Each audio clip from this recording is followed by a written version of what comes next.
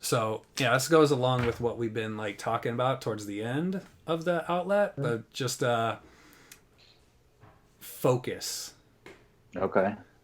Like obviously, like you can focus on like a few different things at certain times, but there are obviously times when you need to like focus on like one thing. What's and skaters focus when they're trying tricks. I mean, there's so many ways that we could go. Like, what do you like? Where do you want to go with this? I'm open to anything. Um, Anywhere. Wherever it goes, I know it's going to go to a good place. Oh, totally. Uh, Well, you let's know talk about like the focusing on a trick. Yeah, focus. We talked a little bit about it, and we were talking about perspective. Is just to just think about how much you have to focus to do any trick. Like even at the tricks that you're super comfortable with, or had gotten comfortable with over time, your mind is still focusing, even if you're super relaxed and nonchalant about it. Yeah. And then tricks that you're trying to learn or may have a little bit more difficult time doing, there's like an extreme over um, like an extreme amount of focus, like hyper focus on Right. things. Yeah. And I believe that with this focus, in what skateboarding cultivates in regards to your ability to focus, transfers over on into every other area of your life that you want to focus on. And I've seen it countless times where people who skateboard or once skateboarded, when they decide that they want to do something and they focus on it, they do it. It's not they may not do it right away, but it's just a matter of time before they do it. Like take you for example, you said that one of your outlets is music. I don't know what you were doing first, but I would imagine that the focus that you get from skateboarding, or that part of your mind that it exercises, certainly helps with your ability to focus on learning new chords or learning new music, whatever it may be. So I just think that the amount of focus that it takes to skateboard is something that trains your mind to be able to harness or hone in on something that may require an extreme amount of focus, and proves to be helpful in that process. Yeah, definitely. I think like with music being one of the outlets for me, like yeah, we haven't been able to jam and groove for quite a while for us, but our guitar player, he lives out in Austin, Texas now. He works at a guitar factory. He has a job there, which is super cool. But yeah, I mean, and I can't like speak for him personally, but I know that before he went to guitar building school, and before he did that, he was like, I'm gonna be I think it was a firefighter. And I remember he just like telling me, he was just like, dude, I can't do this. He's just like, nah, it's like, that's not for me. And I'm like, and he wasn't like too far along into the program, but yeah, Mm-hmm. he knew pretty quickly that it wasn't gonna be his jam for the long haul. And I'm just like, oh, what are you gonna do? He's like, what's your friend like? Tell me, get me in contact with your friend who went to the guitar building school. So my other friend, he did it before. His name's Gabe. It's this school in Arizona, and yeah, he skated for our store, Let It Roll. And I was just like, hey Gabe, like, what's that guitar building school? And he like gave me all the info. I'm like, you need to talk to my friend Ryan because he's going to make this transition. He's going to make this switch. You need to tell him all the information because whatever you tell me, like, I'm not going to relay it as clearly because you know it better than I do. Yeah. And yeah, those two connected. They talked, and yeah, my friend Ryan was just like, "Yep, like I'm going to do this." And then like he paid for his school. Like he worked like road construction. He'd be up at like 4 a.m. He'd send me like pictures of like he's out in like Boulder City in the cuts, like sweating his face off, like in the summertime, like making all this loot. Like he paid for his school, and like I'm like awesome. super pumped for him because yeah, he figured out that like firefighting wasn't gonna be for him. He made the switch, like made those connections, like communicated, worked his face off, paid for his school, went to Arizona. I think the program's like a year or so. I could get that wrong. And yeah, now he's working and living in Austin and making guitars, which that's what he loves to do. So yeah, I'm super proud of him and super pumped for him that he did that. He was super self-aware to know that yeah, I'm not doing this, and like just made that switch and like changed his focus. So yeah, I'm super happy for him. That's good stuff. Yeah, definitely. So that's why we don't really play music too much, but that's okay. I'm happy that he's happy. Once again, living vicariously through him. Yeah. You know, so, and yeah, like going back to like tricks, like, I don't know, like if you get like too complacent about things, skateboarding has a way of beaming you back down to planet Earth. Yeah.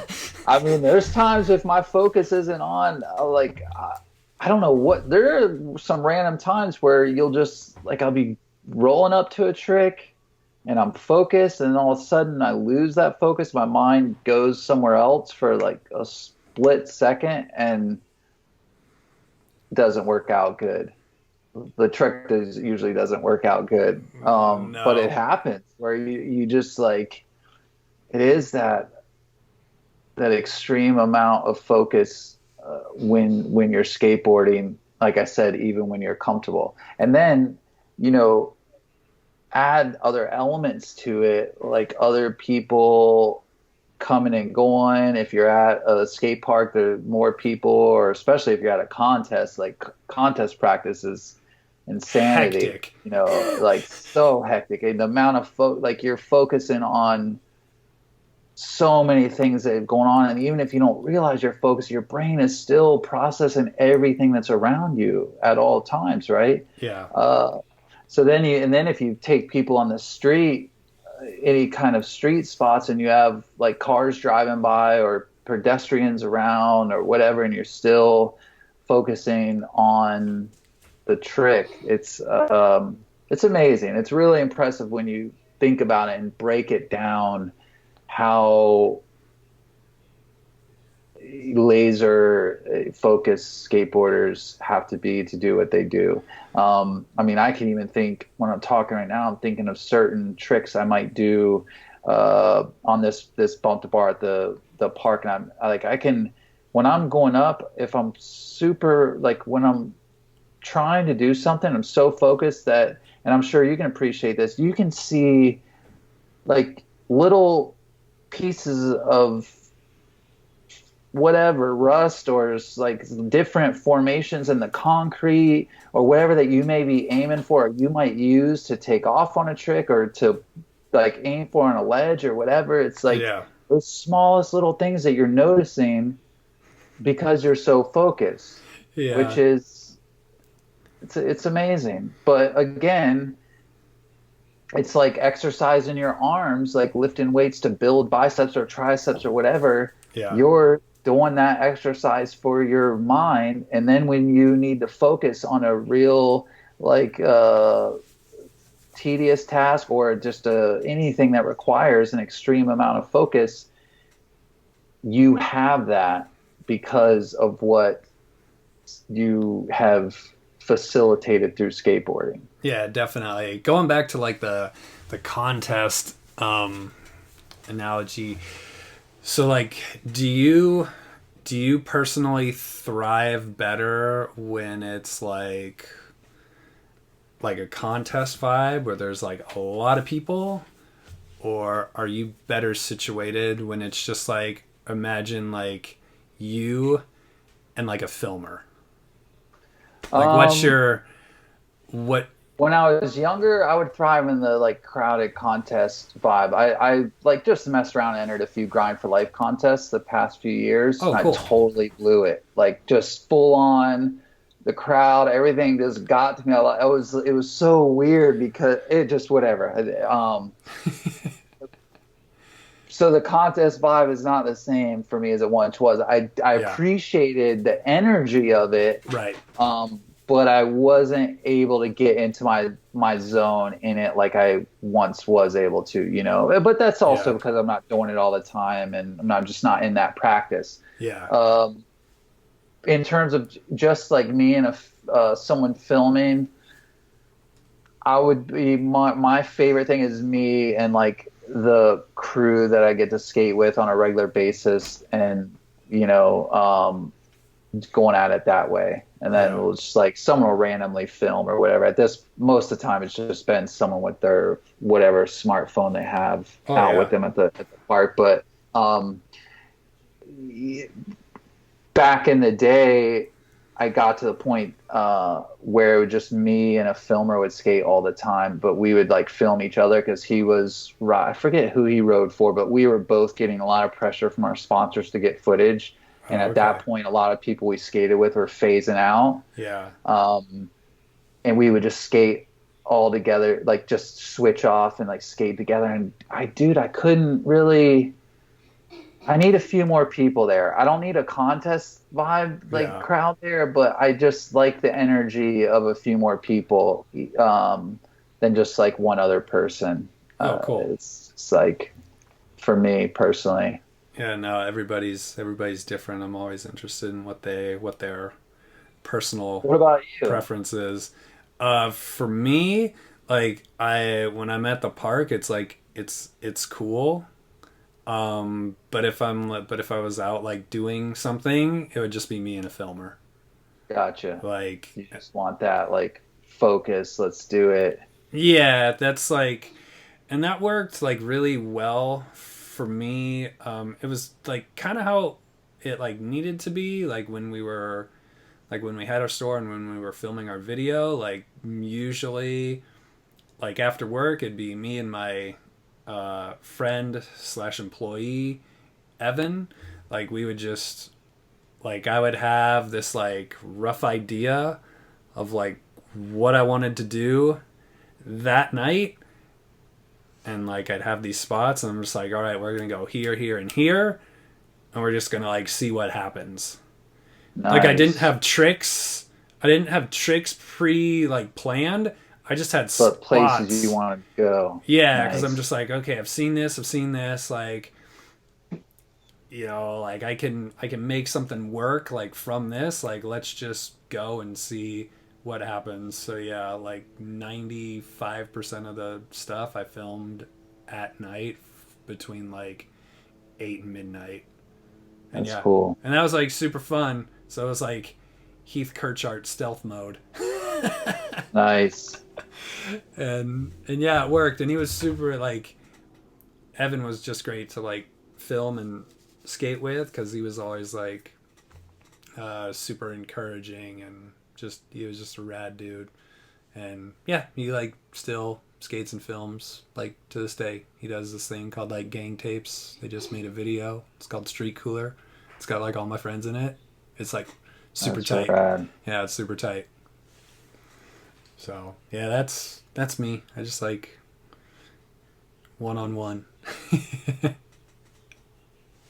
Yeah, I mean, that's good. That's good, especially if you're filming, like you have a project that you want to get done. I think that's a nice way to do it. Yeah, and like I kind of like look at it in like my own like aspects of life too, like with like teaching, like we have like first grade, so like we work like as a team to like plan. But then obviously when we're in our own classrooms, it's just like us and the us and the kids, and everybody has like their own like style and like take Yeah. and like demeanor for teaching. So it's cool to kind of have that like the planning process is like the community, and then just taking it in, like doing it, you know, just as yourself, and you know, hoping for the hope you teach it in a way that they'll be receptive and responsive to it, and like they'll learn from it.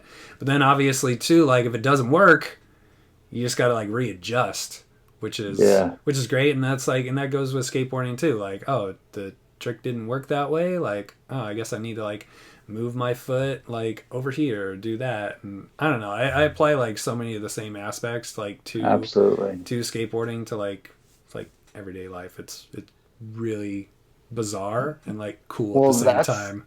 yeah, that's the beauty about like talking about focus is where you take that from skateboarding, whatever aspects you get from skateboarding, they just transfer over into so many different areas of your life, and it's just rad to make those connections and knowing so many of the ways skill sets that we have as people who skateboard or once did are directly related to what we got from skateboarding or still get from skateboarding. Yeah, Uh, yeah, and you really need it's to a be like, you need to just like be like super reflective and like self-aware of like the things that you have learned, and you don't even like realize them until you're like yeah, put into other situations, absolutely. until you're just kind of like thrown in. Like for me, I don't mind getting thrown into situations. Like that's kind of what happened with me in teaching. I was just more or less like thrown into it, and like I can figure it out and like means to survive. Like that's that's me, and that's my personality. So, but other people Yeah, might get like kind of shook by that, and they like a little bit more structure. So, I don't know, for me I'm like it's cool to kind of figure it out as I go. for sure. And like asking questions of like other teachers, and I don't know, even asking the kids too. I'm like how was that? Like do you feel good about what we just did? Like, oh, give me a thumbs up, thumbs sideways, thumbs down. Like, let me know. Like, so they're like self-assessing. Like, I'm reflecting on like what they've learned. So I don't know. It just That's kind of like great. fuses together. So I don't know. It's pretty crazy, and it's pretty cool. That's good stuff, man. Ah, thanks. And asking, like when I talk with youth or whatever, I'm always it's it, you have to humble yourself enough to not talk at them or down to them, Yeah. and be able to get that feedback, which is a great thing. Like legitimately ask, is that cool? Do you enjoy it? And you know to switch it up next time Oh yeah, no, because they'll tell you. for sure. You know, they don't have all these like filters applied yet, which is like, you know, pretty nice actually. I was like yeah, I didn't like that, or like yeah, that was fun, you know. Whereas like we get older, we just like apply all these filters, and it's just like, which is like good, but at the same time, it's like I don't know. You could just like just tell me like it is. Like was that rad or that suck? For sure. Like I don't know, I appreciate a little brutal honesty sometimes, and like, but that's for me personally. Other people, they don't want to take it like that, and that's okay. Yeah. Yeah. You know, so everybody's uniquely individual. You just kind of have to like kind of cater to their like personality, which is cool. Yeah. And speaking of individuality, I was when you were saying something earlier, I forgot what it was, but I was thinking about how many, oh, your first graders, like everyone has a different way of doing things. Yeah. One of the things I love about skateboarding, one of the many things I love about skateboarding is how unique everyone, like how individual it is and how every person can make it their own in their own little way, whether it be the trick selection or style or whatever it is. It's just I love seeing that about skateboarding. You can have five skateboarders and they're all just different, you know, Oh my in God. their own way. No, and this goes back to the Olympics thing too. like like you take five skaters, they're all going to do a kickflip differently. And who's to say Yeah, like one is better than the other? Like they're all good. preference. I know. You know, do the long Yeah, jump. it's hard. Like do the It's long ollie hard. and do the high ollie. Like that would like eliminate the whole subjectivity altogether. Yeah, Like I don't it's know. a tricky one. It's a hard. I think I've in my whole skate life, I think I judged one contest and I didn't like it. It was not fun. I was just like I was just giving everyone. I started off really heavy. I'm like giving everyone high scores. It's just everyone was like, and I looked at my paper. It was kind of like it was like a it wasn't a really big organized skate contest, so it Yeah, wasn't no, like it with was loose. iPads or anything. But dude, yeah, I didn't like it. I will say no every time if someone wants me to judge. I had a really hard time. Yeah. And then when I started reflecting on everyone's runs, and like, dude, I mean, yeah, this person did this, but then this person did that really nice. It was in a bowl. I was judging bowl. It was, yeah. I do um, respect the skateboard judges out there, and I think they have their own skill set with it and their ability to do it, Oh yeah, no, totally. make those decisions. And I've heard people like Kelly Hart say like that it's just it's hard, it's subjective, and they just do the best they can with the formulas they have or Right. whatever they use to score it. No. Yeah, it's like it's a it'd be a really tough call. Absolutely. I wouldn't be some like pressure that I would enjoy. Yeah. Well, a perfect example of that like subjectivity is the Tampa Pro recently. Yeah. With it's just hard because the certain tricks maybe score better or whatever. But anyways, Andy Irons was like it's Andy Irons is amazing. Everyone that skated there was amazing, but there was just this like you saw the differences in judging there based on different style of skateboarders and Yeah. how other certain skating gets obviously scored better, which doesn't necessarily mean it's better Right. or even more difficult. It just Yeah, is it's what it just is. yeah, it's like whoever's Standard, I viewing, guess. Yeah, whoever's yeah, like viewing the I don't know, whoever's viewing the trick. Like it's the same thing when you right. go to like a art gallery. Like Yeah, a piece might hit you and another person can walk in and be like, "This sucks." right. Like, does But that mean it sucks? Like, no, that's just like not your flavor, and that's cool. I don't know. It's a huge beast.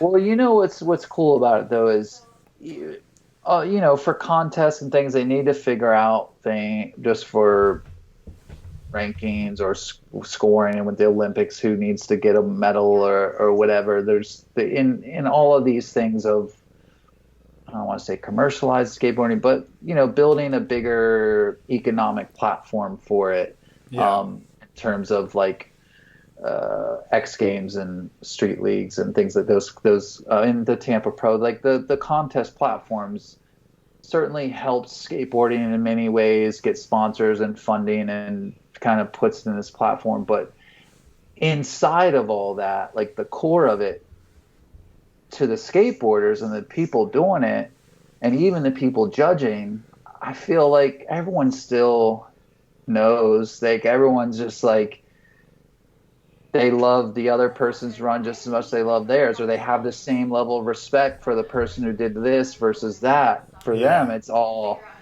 respect, and Yeah. all appreciation. And it's not necessarily like even for the skateboarder that wins being like I'm the best in the world. It's just like I had a good run, Yeah, like I had a, no. that day. But they might think, or they may not even think they deserve to get it, and it doesn't take from. I guess what I'm trying to say is there's the mutual love and respect for amongst skateboarders for whatever anyone does. Yeah. I think, regardless of how it scores in the contest. Yeah, no, totally. They were they had their hyper focus on for that day, and they were able to land everything, and they were in their zone, and they were feeling good, and they won. Yeah, So yeah, when you're on, man. That's for any skateboarder, regardless of what level you're on, skating in contest or not. That everyone knows that feeling of being on. oh That's a yeah, great. That's such a good one. ooh Makes yeah, no, definitely. this When happening. yeah, when it's working and it's like it's all effortless, and you like zero, like you're not like overthinking it. Oh man, yeah, Yeah, that's a good feeling to be in for sure. absolutely. I'm Ricky Roberts III, and you're watching 7 Day Weekend. I love it. We're out until next time. Thanks for listening, everybody, or watching, however you consume.